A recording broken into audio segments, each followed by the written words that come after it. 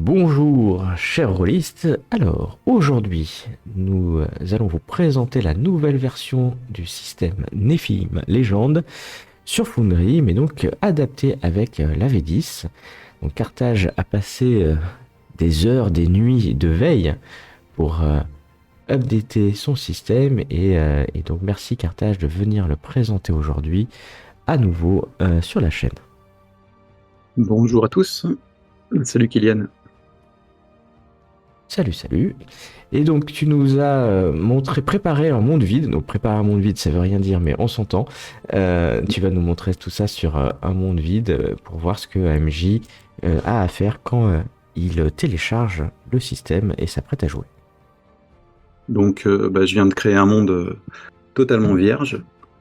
Donc je vais me connecter sur un petit message. Ça c'est un message de migration pour ceux qui avaient la version précédente. Donc il faut vraiment attendre que la migration se fasse. Donc là on update tout 1.0.3 down. Donc c'est fini. Je vais faire un peu de ménage. On sépare les acteurs, je pense. Mais Très avant bien. ça, il faut configurer le monde. Donc, la chose importante à faire, dans un premier temps, c'est d'importer les objets qui sont préconfigurés dans le système. Sans ça, on ne pourra pas avoir de chute et on ne pourra pas avoir de magie. Donc, je vais créer un dossier. Alors pendant que tu crées le dossier, effectivement, il y a pas mal de compendiums et d'objets nécessaires. Et donc, il y en a dans le système, il y a des compendiums, on va dire, essentiels au système de règles, hein, donc, que tu vas nous présenter. Et puis après, il y a tout un tas de compendiums qui sont des compendiums de contenu et qui ne sont pas, du coup, de base dans le système, comme l'équipement, par exemple. Donc là, tu es en train d'importer les compendiums vers le monde pour qu'ils soient disponibles dans le monde et dis-nous ce que tu importes. Alors, ce sont des chutes dans un premier temps. Ces chutes en fait vont être utilisées pour la Kaiba, la narcose, l'ombre, donc on les reconnaît. Le Kaiba est splitté en 4 items, donc c'est les 4 versions de Kaiba qu'on peut avoir, forme élémentaire, forme éthérale, etc. Et donc tous ces objets, je vais les glisser dans chute pour avoir un truc assez propre. Ça n'empêche pas d'avoir d'autres chutes si on veut, mais celles-là vont être vraiment intégrées dans le système, comme c'est dans la fiche de base, avec des petits ronds à un niveau de 1 sur 10, par exemple, sur Kaiba, Ombre, etc. Je vais faire juste pour la magie, pour l'instant. Je vais vous montrer basse magie. Je vais l'importer. Voilà. Je vais importer le grand secret et la haute magie.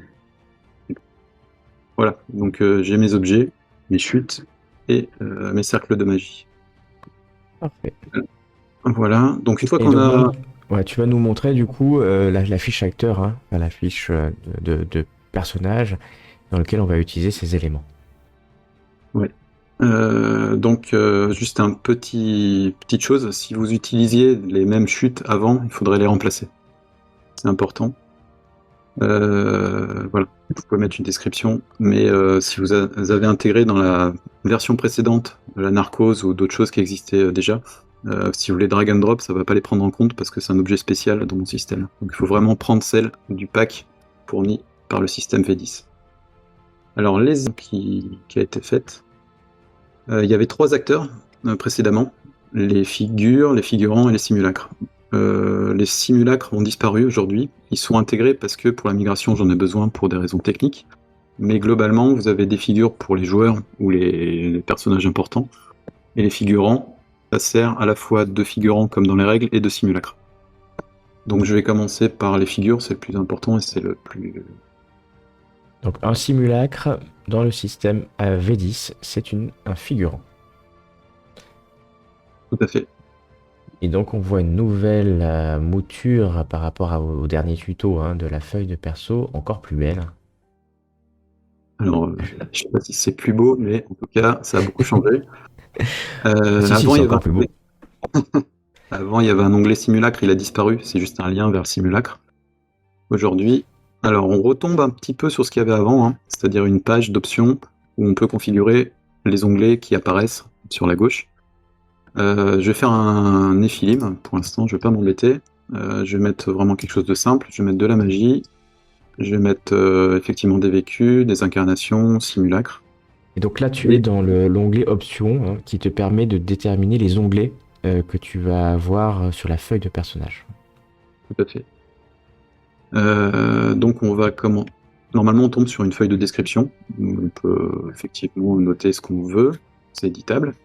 Et vous Avec un pouvez petit même peu- mettre des images, hein, si vous voulez, dans le texte, hein, avec Foundry. Donc vous pouvez même mettre des photos de la stat, enfin des photos des images. Donc on peut c'est même mettre des liens, je crois. la C'est ce que partie... je vais faire, en fait. Mais bon, voilà. si je mets des liens, on va pouvoir cliquer dessus et ouvrir directement. Ça permet d'avoir des journaux de personnages intégrés par un lien directement au personnage. Donc l'onglet Néphilim, c'est un peu le cœur du début du Néphilim. Donc il y a plusieurs parties, un pentacle. Donc le pentacle, on va pouvoir éditer les cas éléments, on clique dessus. Hein. Là, je fais un Pyrim. J'aime bien les Pyrims. On les aime tous, mais quand ils sont calmes. Voilà, donc c'est assez simple, hein, on édite la valeur. Quand on passe la souris, on voit quel élément dessus, il y a un petit tooltip. Et on peut commencer à faire des jets de dés en cliquant sur le dé. Dans tout le système, hein, c'est en cliquant sur ce petit dé que vous allez faire les jets, quel que soit l'endroit de la feuille de personnage. C'est ce moyen-là pour faire un jet. Donc on va peut-être faire un petit exemple, je te propose. Vas-y, comme ça. Voilà. Donc la figure, donc le nom du personnage fait appel à son K-feu. Pour réaliser le dé, donc ça c'est une fenêtre qui permet de définir différents modificateurs. On voit que le K, c'est le 40%, hein, j'ai 4 en feu. Je vais pouvoir ajouter un modificateur si j'ai envie, plus 10%. Je peux sélectionner si c'est un jet simple ou opposé, et puis là, ça me donne les chances finales de réussir l'action, et quand je clique sur le dé, ça va vraiment réaliser le jet de dé. Le jet simple, ça va être, je vais commencer par un jet simple, hein. On va voir. Donc dans la fiche et dans le chat plutôt, on va voir le G, la valeur du résultat. J'ai pas mis volontairement le pourcentage de chance pour masquer un petit peu ça au joueur, pour laisser un petit peu d'incertitude. Par contre, le joueur, lui, ou la personne qui fait le G, sait combien de pourcents va être il a, et le résultat final. Et donc pour les jeux opposés, on montrera dans le combat comment ça fonctionne. Alors, après le pentacle, on a plusieurs choses à définir, le métamorphe, la stase et les chutes. Donc la stase, c'est assez simple. Hein. Ouais, je mets n'importe quoi. Un os. C'est très bien. Avant, j'avais découpé en cas éléments, il y avait plusieurs types de cas. Aujourd'hui, je me suis raligné sur la V5. Donc, on met le nombre de points de... C'est même pas 4. 5, c'est 4. Voilà, ma stase est pleine. Donc 4 points de cas. Le métamorphe. Pour utiliser les métamorphes, il va falloir créer des objets métamorphes. Donc, je vais faire un engine. C'est peut-être l'occasion de montrer aussi, tu as tout un tas d'objets, hein, donc il faudra créer, vous, les objets dont vous avez besoin. Et on voit métamorphe là. Donc il y en a pas mal. Et effectivement, donc il y a des armes, des armures, il y a un peu tout ce qui est lune noire, des chutes, entre autres, des compétences, des métamorphes, ce qu'on va voir, des périodes. Voilà, donc il y a pas mal de choses. Là, on va faire un métamorphe, Jean, et je vais lui créer en fait ses métamorphoses. Donc par exemple, une voix, je sais plus, tombante, je mets n'importe quoi. Oui, ça ira pour la démo. Voilà. On peut rajouter une description si on veut, bien sûr. On peut donner l'élément. Ouais. Voilà. Donc j'ai ma bibliothèque de métamorphes. Et je vais juste drag and dropper le métamorphe dans la fiche de personnage et on voit les métamorphoses apparaître. Ensuite, donc on peut cliquer, voilà. Après, ça si on veut les développer, on va cliquer. Par défaut, ils sont apparents. Si on veut qu'ils soient pas apparents, on va cliquer sur l'œil. C'est juste une petite... façon de s'en souvenir. Et ça va noter le nombre de points de métamorphe développés par le personnage, automatiquement. Donc on peut les pour aller vers, enlever. pour aller vers l'Algarta. Tout à fait. Voilà. Donc les chutes, on va voir plus tard, parce que ça va dépendre d'un gros bloc qui a été recréé, c'est le bloc incarnation. C'est vraiment la grosse partie du système. Ok. Donc je te propose de continuer Ouais, avec... l'incarnation, c'est vraiment effectivement, moi ce que j'adore dans ce système et ce que qu'a fait Carthage, je trouve que c'est hyper bien fait puisque c'est le cœur hein, finalement de la création du personnage. Et en plus, il nous a refait ça aux petits oignons. Ouais, alors c'est vraiment la partie qu'il faut écouter. Si vous avez une chose à écouter dans la vidéo, c'est cette partie-là. Donc, on tombe dans l'onglet incarnation, qui est différent de vécu. Hein. Pour l'instant, le vécu est vide. Incarnation, ça va permettre de définir la fiche à la création et d'enregistrer toutes les valeurs de vécu, de sciences occultes, les focus de sort maintenant. Donc, comme c'est fait dans le livre de base. Donc, pour commencer, en fait, il va falloir créer des périodes d'incarnation. Donc, pour ça, il y a un objet période. Hein. Donc, je vais, par exemple, la chute de l'Atlantide. Je vais créer la période correspondante. Et on peut mettre une description, pareil, si vous avez envie. Cette période, elle est pour l'instant vide, et je vais pouvoir la dropper sur la fiche. Donc on voit, cette période apparaît, je vais en créer une deuxième pour que ce soit clair. Donc je vais mettre... Et donc les périodes, hein, c'est ce que vous avez, enfin vous en avez tout un tas, hein, par grande époque en plus. Donc c'est vraiment au niveau de chaque période. À l'intérieur, il y a les vécus, etc. Donc c'est cette granularité que l'on fait. Moi je conseille, vous aurez certainement plusieurs personnages autour de la table ou plusieurs joueurs.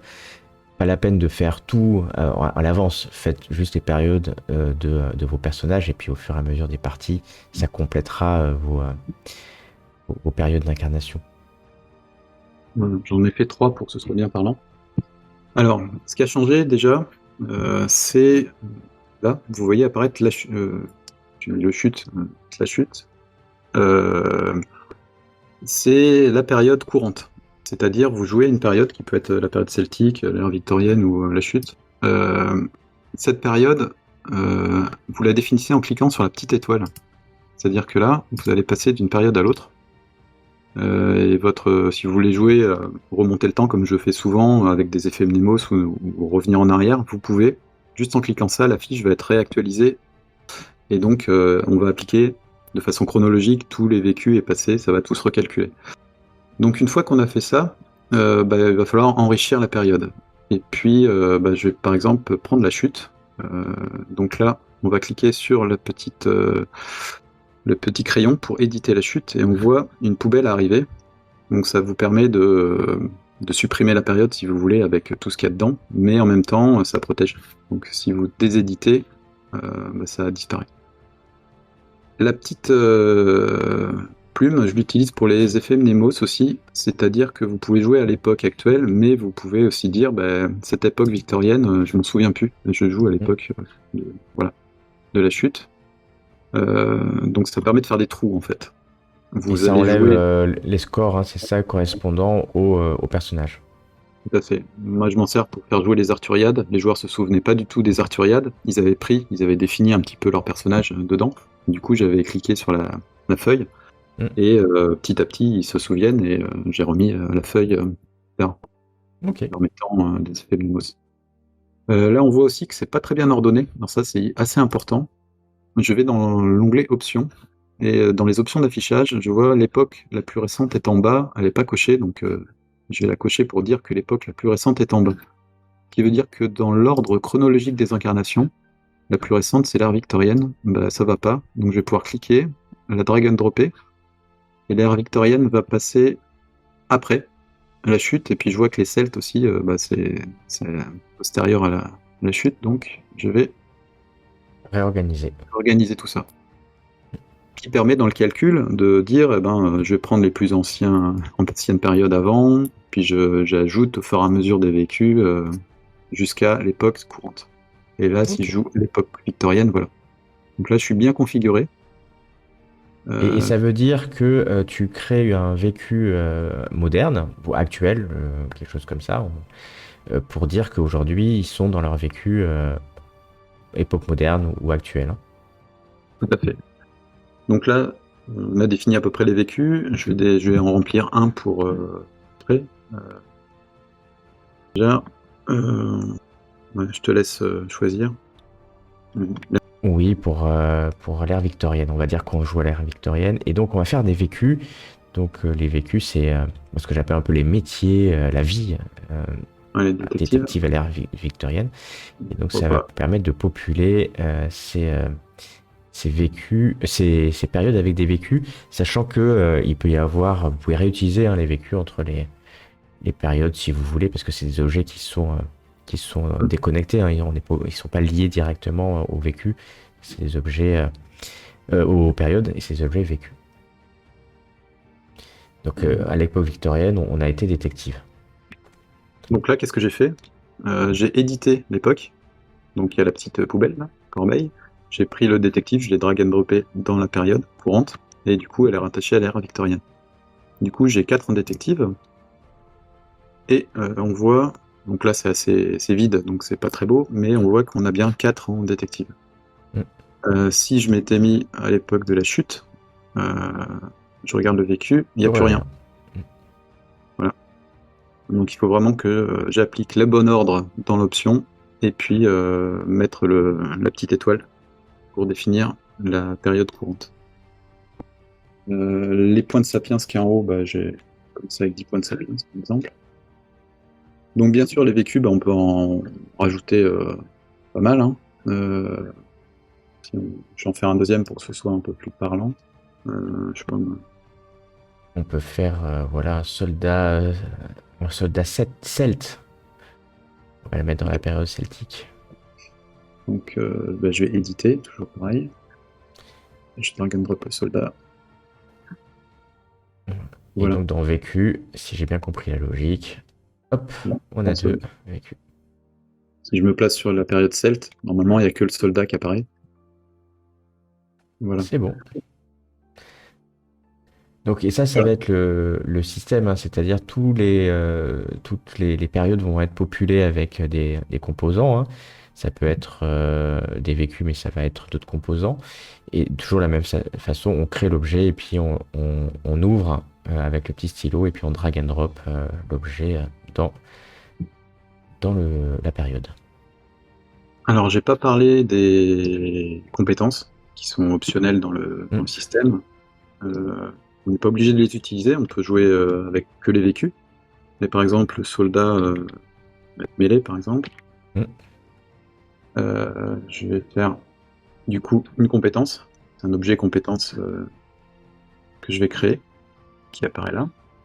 Je vais pouvoir rattacher au soldat celte la compétence. La compétence de mêlée va apparaître.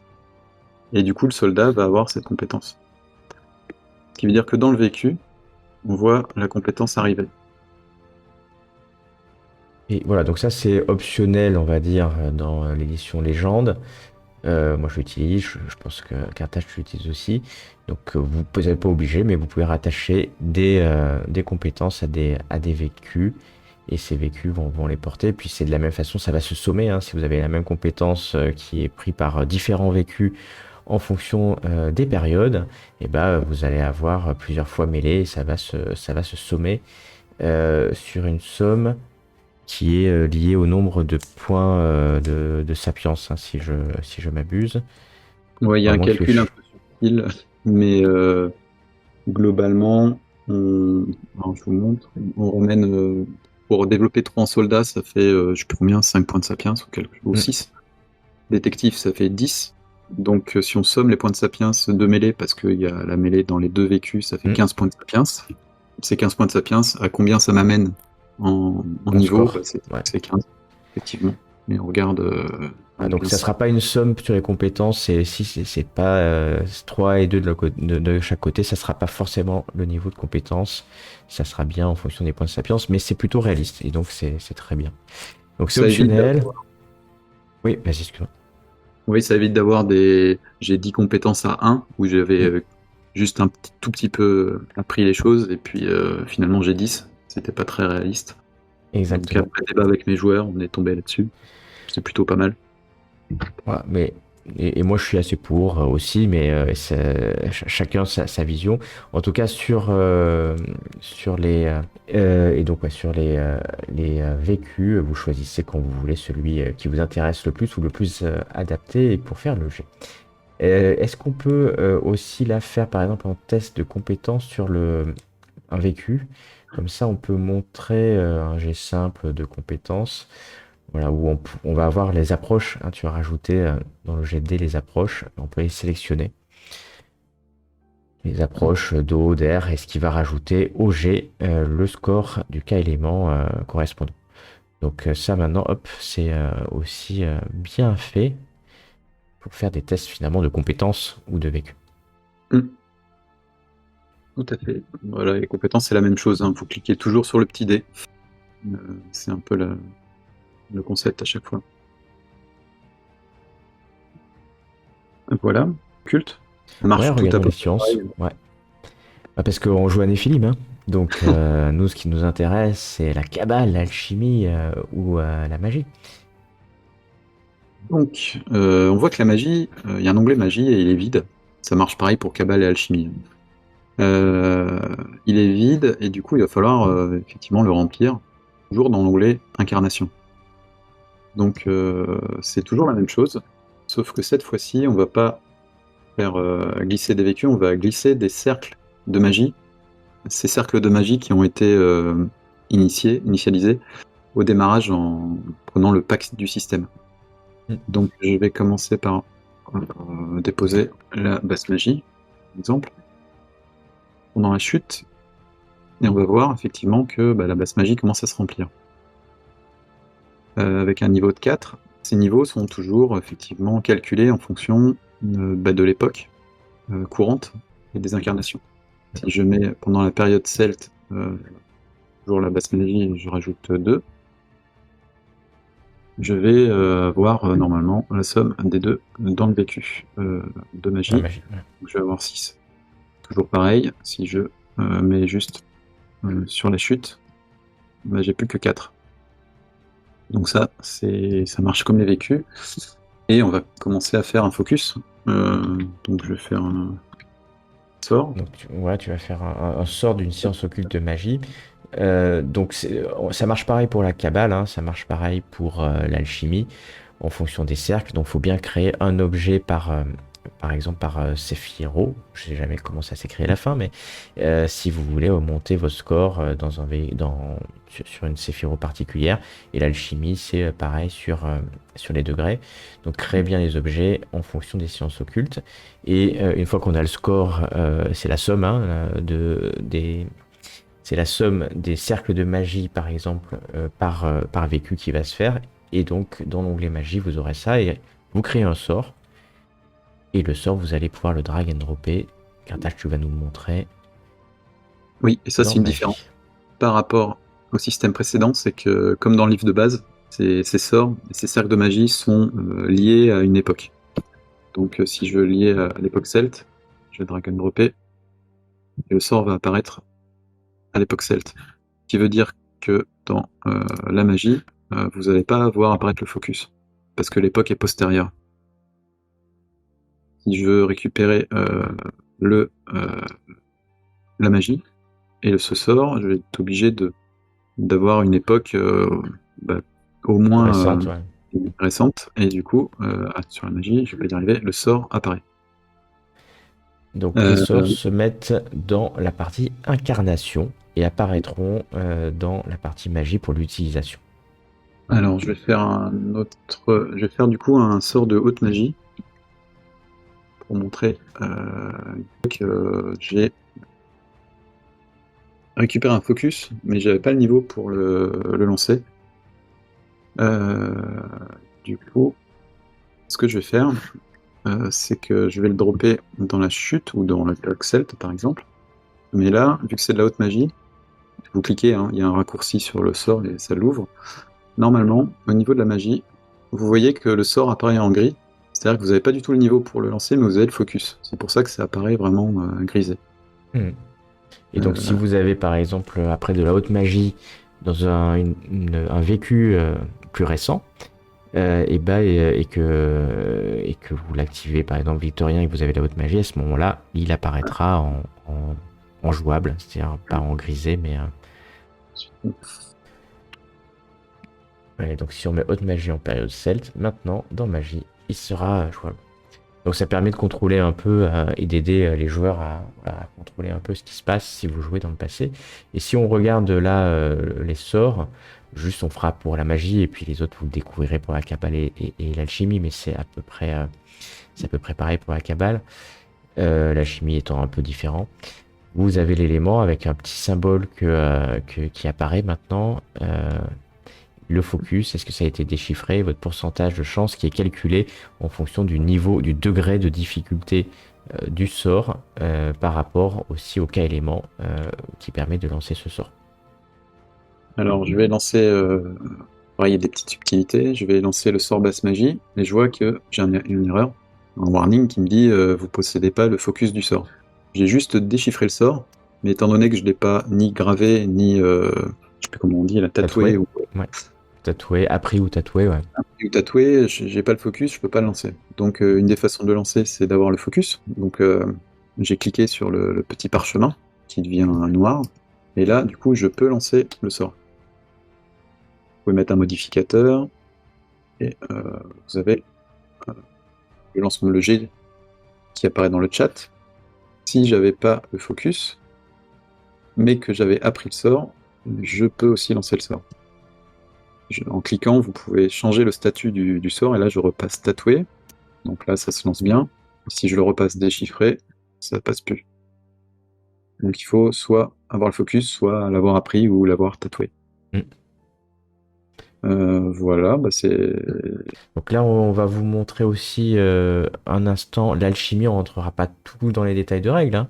Mais donc vous avez besoin de la partie œuvre noire, œuvre blanc, que vous trouverez dans le Compendium System, et puis de pouvoir bien entendu mettre dans l'option que c'est un alchimiste, et dans les incarnations d'aller mettre qu'il a fait de l'œuvre au blanc dans la période d'histoire ou au noir, enfin une œuvre pour avoir accès à l'alchimie. Une petite... Donc il y aura 5. Et donc maintenant vous avez un petit onglet alchimie qui est ici. Est-ce que, comme on n'est pas encore à cliquer à l'époque victorienne, il n'y a rien, mais là si on clique à l'époque victorienne et qu'on va dans alchimie, cette fois-ci on a bien l'œuvre noire. Donc c'est à peu près, oui c'est pareil que la magie, sauf que vous avez là des focus qui sont un peu différents. Et ce que je voulais montrer, c'est un peu le laboratoire. On peut faire un sort, mais une formule plutôt effectivement d'alchimie. Ça marche à peu près pareil, hein. La petite subtilité, c'est que quand on passe sur une œuvre au blanc, on a 2 éléments au lieu d'1. Mais sans ça, ça marche pareil. On choisit la substance, le degré, les éléments. Le noir. Voilà. Et je vais le déposer à la grille victorienne. Et donc on voit dans alchimie, pareil, un déchiffré avec le focus. La quantité de matière que vous avez à l'instant T. Sur soi ou dans le labo. Ouais. C'était pour des raisons de comptabilité. Et le laboratoire, on a les constructs qui sont définis, plus les matériaux primae avec les stocks. Donc si on veut définir le laboratoire, on va cliquer sur des constructs qu'on veut développer. On va pouvoir leur assigner des valeurs de cas éléments. On va définir un niveau pour le construct. Là, il y a un rappel de la substance et du vaisseau. Et voilà. Ça permet de gérer la partie un peu comptable, effectivement, de l'alchimie, l'alchimiste. La cabale, c'est comme la magie, hein, c'est des sorts, en fait. Au lieu que ça soit un sort de magie, ça va être une invocation. L'alchimie a cette particularité d'avoir le laboratoire, la materia primae, qu'on peut créer, et chaque fois il y a un objet qui permet de venir voilà, alimenter le laboratoire. Donc à chaque fois c'est le même système du drag and drop. Donc maintenant que vous avez fait vos vécus dans vos périodes, vos magies, toute la magie, le cœur du Néphilim, on peut regarder les chutes, parce qu'on les avait préparées tout à l'heure, et comment finalement ça marche dans cette V10, enfin de ce nouveau système. Alors, on va reprendre l'onglet Néphilim, hein. Et pendant alors, ça marche. Il y a deux façons d'entrer les chutes. Il y a la première façon qui est la façon classique, à savoir, j'ai du Kaiba, et je vais, par exemple, avoir un niveau de 1 en Kaiba gigantisme à l'ère victorienne. Ce qui veut dire que sur la période Néphilim, je vois que il y a il y a le degré 1 de Kaiba qui est noté, correspond à cette époque. Maintenant, je vais pouvoir aussi cliquer là de façon simple, et je vais, mettons, passer à 4. Dans l'onglet Incarnation, on voit que le gigantisme est passé à 4. Donc il y a une correspondance entre les deux. Ouais. Ça vous permet d'aller plus vite pour noter. Quand tu cliques, ça va mettre sur la période courante, celle qui est activée. Donc ça va rajouter cette chute sur la période courante.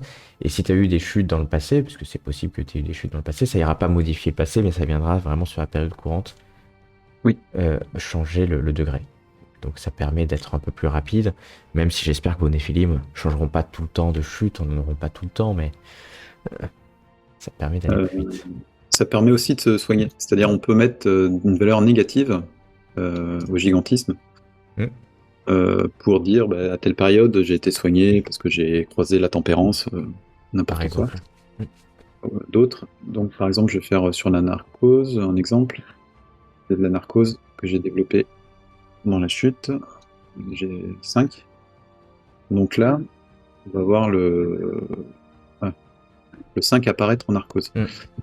Si je mets 1 ici, étant donné que la période courante est l'ère victorienne, ça va rajouter 1 en narcose dans la période victorienne. Dans la période victorienne. Donc ça c'est vraiment les choses. Voilà. Donc je vais vérifier quand même. Voilà, la narcose est bien passée à 1 à l'ère victorienne. Maintenant, si je dis à l'ère victorienne, je me suis soigné, j'étais à 5 pendant la chute, là normalement je passe à 4. Donc je vais quand même vérifier. C'est bon, ça marche. On a bien été soigné. Donc c'est un raccourci pour la période courante, pas toutes les périodes. Si on veut vraiment customiser les chutes à toutes les époques, c'est comme les vécus, comme les sorts, vous travaillez sur l'onglet Incarnation. Voilà. Et donc l'incarnation, il faut vraiment le voir comme le log, je vais l'appeler, ou la liste de tout ce qui s'est passé pour Néphilim. C'est vraiment pour moi le cœur. Quand vous créez vos personnages, c'est là où vous faites le plus attention. Et je pense qu'on a fait à peu près tous les onglets. Alors il y a le combat, on regardera tout à l'heure, les onglets de la feuille. Regardons, si tu veux bien, le simulacre maintenant, dans le corps dans lequel le Néphilim vit et comment tu le définis dans cette nouvelle mouture des règles. Alors le simulacre, alors une chose à comprendre, c'est que si vous aviez un système lié à la V9, les simulacres n'existent plus, c'est des figures maintenant. Donc tout a été migré via le script de migration intégré lors du démarrage. Donc si vous faites malheureusement un simulacre, normalement il va vous dire c'est pas bon, l'erreur a été masquée, mais il vous efface le simulacre directement. Il n'y en a pas, c'est voulu, parce que ce type d'acteur va être supprimé dans les versions ultérieures. C'est juste à des fins de compatibilité pour la migration. Maintenant, si je fais un simulacre, donc un figurant, ce figurant peut être utilisé comme figurant dans les règles de base, mais aussi comme simulacre, et vous pouvez lui attribuer de la menace et du cas. On voit qu'il y a 2 onglets seulement, l'onglet description qui est identique à l'onglet description de la figure, et on a une partie de l'onglet combat, ainsi qu'une partie caractéristique. On peut rajouter, vu que c'est un simulacre, effectivement des Voilà, c'est pour ça. Voilà, donc on voit quand vous le drag and droppez, vous voyez le métier, hein, vous pouvez l'utiliser pour les métiers, qui apparaît dans caractéristiques. Donc ça sera le webmaster, là par exemple, si c'est un webmaster, un détective. Et donc ça, on peut l'utiliser pour le simulacre, mais aussi pour un figurant hein, classique qui aura un métier et puis un score particulier. Alors, Même si pour le figurant, c'est plutôt la menace qu'on utilise. il y a une petite subtilité quand même, c'est que pour que le vécu soit pris en compte dans le simulacre, il faut que le vécu soit rattaché à une période. Donc pour ce faire, je vais ouvrir la période, par exemple la chute. Donc, la chute. Et je vais drag and dropper le soldat. Donc le soldat est bien rattaché par défaut à la période chute. C'était pas nécessaire pour les figures parce qu'on était directement dans le cadre d'une période. On était en train d'éditer une période et donc du coup on savait que ce vécu allait se rattacher à cette période. C'est pas le cas pour le figurant et du coup c'est pour ça qu'il faut bien rajouter le vécu dans la période correspondante.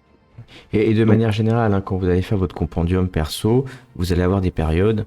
Moi, je vous préconise de rattacher à l'objet période les vécus. Ça peut être utile. C'est pas obligatoire hein, maintenant parce qu'on peut le faire directement, mais ça permet, en termes de structure, d'aller dans l'objet période et de voir tous les vécus qui sont disponibles quand, par exemple, on prépare son perso et qu'on a préparé la table. Pour revenir au simulacre, donc ça c'est la même façon hein, qu'un figurant. Et comment en fait tu le relis finalement à ton Nephilim? Alors pour le relier, c'est simple. On va ouvrir la figure et on va lui drag and dropper le simulacre qui apparaît ici. Et ben voilà. Si on clique, ça ouvre la fiche du simulacre. Si on veut faire des jets du simulacre, quand le simulacre a le dessus, eh bien on va cliquer ici. Si on veut faire des jets en tant que Nephilim, eh bien on va... Alors là, j'ai pas beaucoup de... j'ai mis les mêmes vécus, mais normalement il y a le vécu du simulacre et le vécu du Nephilim. C'est-à-dire que c'est deux choses différentes qui sont indiquées sur la fiche. Ici, c'est la figure fait appel au vécu détective de son simulacre. Donc on va pouvoir choisir quand même une approche. Le détective ici, c'est vraiment le vécu du Nephilim. Donc il y a les deux d'indiquer sur la page vécu. Ouais, c'est très clair. Normalement, vous n'aurez pas les mêmes, hein, parce que ça sera pour le simulacre un peu plus moderne. Mais en plus, c'est indiqué quand vous faites le jet, donc c'est particulièrement clair. Donc si vous voulez changer de simulacre, vous avez juste à redéfinir un autre figurant. Hein. Et puis ça viendra, en drag dropant, ça viendra le changer, c'est ça. Voilà. Donc très simple, et avec ça, on a fait quasiment tous les onglets, sauf le combat. Donc maintenant, on va vous montrer, alors on vient d'aller sur la table de cartage, donc vous voyez qu'il y a quand même plein de choses qui a été paramétrées que vous avez quand vous téléchargez le système. Là, Carthage, il a créé tous ces éléments pour pouvoir créer ces Nephilim, donc c'est très très riche. Et on va vous montrer le combat, alors qui est pas forcément courant dans Nephilim. Et donc là, on va avoir deux personnages qui vont s'opposer. Je te laisse la parole. Alors, il faut activer pour les combats l'onglet combat dans les options. Hein. Il doit être quelque part, je sais plus où. Là-haut. Ouais, voilà, mon profane. Donc, pensez bien à activer ces deux onglets. Alors, il y a plusieurs choses pour paramétrer les combats déjà. Dans la page combat, on va voir deux colonnes. Les dommages physiques et magiques, avec les malus engendrés par ces blessures, les points de choc. Donc vous avez juste à cliquer pour les renseigner. Hein. Pareil pour les blessures. Vous pouvez le faire à la main, sans passer par une étape de combat avec des tokens et tout ça. Vous avez les états, désorientés. Donc il y a un petit icône qui apparaît normalement sur le token, mais ça marche aussi sur un acteur. À terre, immobilisé. Des bonus. C'est des bonus en général fournis par des sorts. C'est-à-dire qu'un sort de rapidité, je crois, donne des bonus à l'initiative. C'est là où il faut renseigner. dans le Néphilim, le KO par exemple, tout est précalculé dans les attributs. Vous n'avez pas besoin de renseigner ça dans la fiche combat. Vous avez les actions possibles, donc là c'est là où on va cliquer pour faire des jets. Les capacités, c'est pour définir en fait dans le système comment mon personnage esquive ou comment il combat à main nue, parce que c'est tellement ouvert Néphilim qu'il faut à un moment définir comment on fait ça. Et puis les armes et les armures qu'on va pouvoir drag and dropper sur la fiche. Donc la première chose à faire quand vous créez un personnage, c'est de définir en fait les capacités, comment il lutte ou comment il esquive. Pour ça, vous allez cliquer sur le petit crayon et vous avez esquive, et derrière normalement il n'y a rien au démarrage. Donc ce que je vais faire, je vais prendre, j'en ai défini pas mal, je vais dire il esquive avec athlétisme. Donc on voit bien que athlétisme va être pris en compte pour l'esquive. Pour la lutte, par exemple, je vais choisir un martiaux, je vais mettre art de la guerre, et voilà. J'ai défini comment mes jets de dés vont être effectués. Ensuite, je vais pouvoir mettre des armes. Donc les armes, ce sont des objets qu'on va créer comme un objet standard. Il n'y a pas beaucoup d'attributs, de propriétés. Mais par exemple, si je veux mettre une arme à feu, une arme de poing, je vais pouvoir cliquer sur l'objet. Donc en haut, là, c'est vraiment pour moi, c'est pour du debug. Prenez pas ça en compte. Je vais pouvoir définir le type d'arme, naturel, de mêlée, à feu, etc. La compétence à utiliser. Donc là, c'est à peu près pareil. Je vais dire, c'est arme à feu ou arme de trait, par exemple. Je définis en déposant sur l'arme la compétence ou le vécu à utiliser. Ou le vécu, hein, parce qu'en fait, tu pourrais mettre un vécu. Je peux mettre un vécu. Voilà, pour ceux qui sont avec les vécus. Je vais pouvoir définir des bonus pour l'attaque, la défense, le nombre de points de dégâts, de dommages, indiquer si c'est des dommages magiques ou pas. Le type de munitions, donc là je mets balles, flèches, ce que je veux. Chargeur, c'est le nombre de munitions contenues par l'arme. Si les attaques, les salves ou les rafales sont possibles avec l'arme. Voilà, donc il n'y a pas... Donc ça, c'est ce qu'il y a dans le système de jeu, hein, de toute manière. Donc vous allez définir vos armes et armures de la même façon, au niveau de protection, et drag and dropper sur la fiche combat.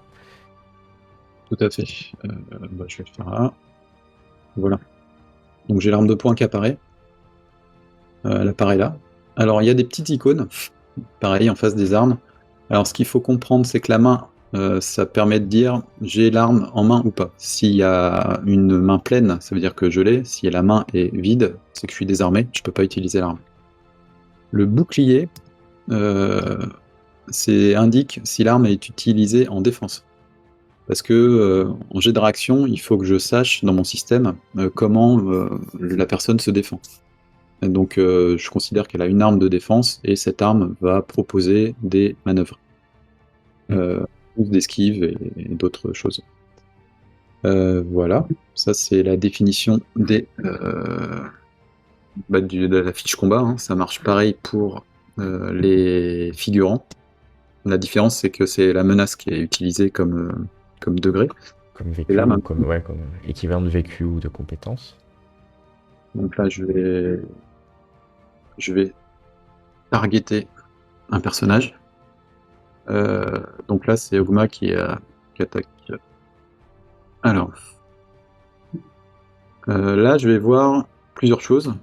On va me proposer en fait une manœuvre de lutte parce qu'elle n'est pas grisée, et une manœuvre au scorpion parce que c'est un adopté de la force et il a un scorpion sur lui.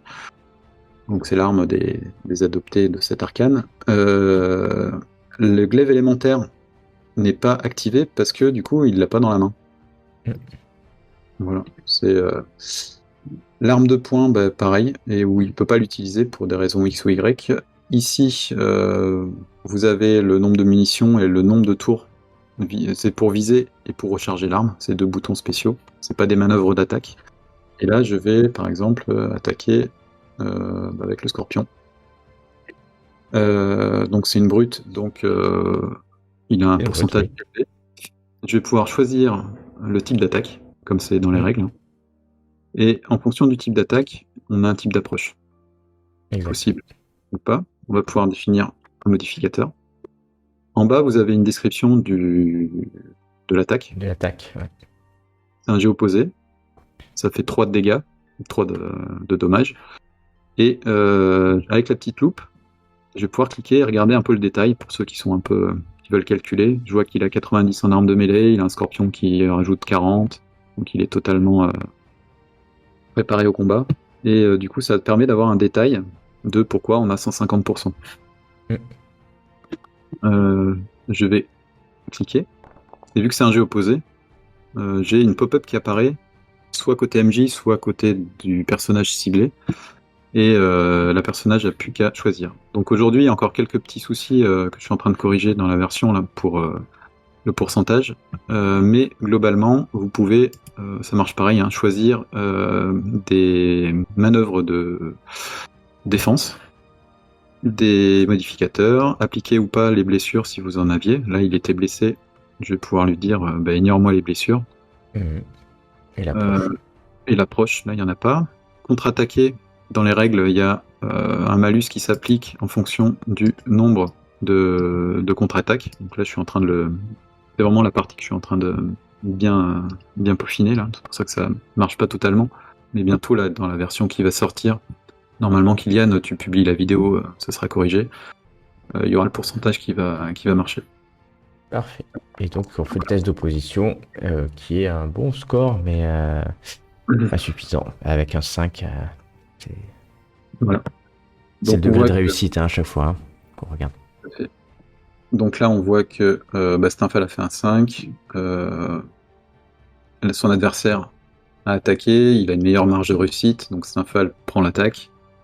Il parvient pas à parer l'attaque, il est désorienté parce que c'était une attaque liée, je pense, une manœuvre spéciale. C'était étrange, voilà, c'était Voilà. la lune, je crois, et donc ça fait qu'il est désorienté du fait de ce type d'attaque. Alors aujourd'hui, c'est une évolution que je suis en train de faire dans les combats, c'est la partie. Le désorienté se met pas à jour automatiquement. C'est quelque chose que je suis en train de regarder. Voilà. Pour l'instant, on peut le faire, mais c'est à la main. Donc, possible. ouais, non, mais après, moi, je donne mon avis. Hein. J'utilise pas le système de cartage. Je fais avec les jets comme ça. Je fais des plutôt très cinématiques, on va dire. Tu lances un dé. J'utilise pas vraiment le système de Nephilim avec la complétude des types d'attaque, des approches. Et donc, je vais juste cliquer les blessures, les dommages, etc. Donc, ça, c'est moi ce que je fais. Mais là, ce que tu as fait cartage, ça automatise. Moi, cette complexité, parce que c'est assez complexe, je trouvais quand même de calculer. Il y a quand même pas mal de plus hein, quand on regarde la loupe hein, du pop-up d'attaque. Donc, au moins, on est guidé et ça sera fait beaucoup plus automatiquement pour avoir ce côté assez tactique que Nephilim Legend a mis en place sur le système d'attaque. Mais ils ont deux options hein, dans le livre de règles, je rappelle. Soit c'est la vision que Carthage a codée, hein, soit une vision plus souple du combat. Donc les deux sont utilisables bien entendu puisqu'on peut aller modifier. On n'est pas obligé d'utiliser le système pour aller modifier, mettre des pertes de comment ça s'appelle, ou des blessures par exemple ou des états. Donc ça gère très bien les deux visions. Pour rebondir sur ce que tu viens de dire, alors là, par exemple, mon personnage n'est pas en combat et j'ai pas pris un token. Une chose importante, c'est que ça marche quand c'est des tokens, cette version, on va dire, tactique. Si vous faites juste dans la partie combat alors que vous êtes sur votre fiche de personnage, ça revient à faire un jet de compétences en fait. Donc Exactement. ça te permet toi de faire, comme tu disais, Moi, c'est ce que je fais, moi, c'est-à-dire que je fais un jet de compétences et puis après, voilà, je fais comme si je peux faire un opposé, hein, mais je peux aussi faire un jet de compétences simple pour voir si ça touche. Donc c'est vraiment à votre convenance, pas obligé d'utiliser tout le système, mais tout le système qui est développé permet de simplifier la gestion. Et donc moi, chacun fait comme il veut et les deux fonctionnent. C'est ça. J'ai simplifié aussi côté chat les messages. Il n'y a plus que deux blocs, celui qui attaque, celui qui défend, un peu plus lisible par rapport à la V9.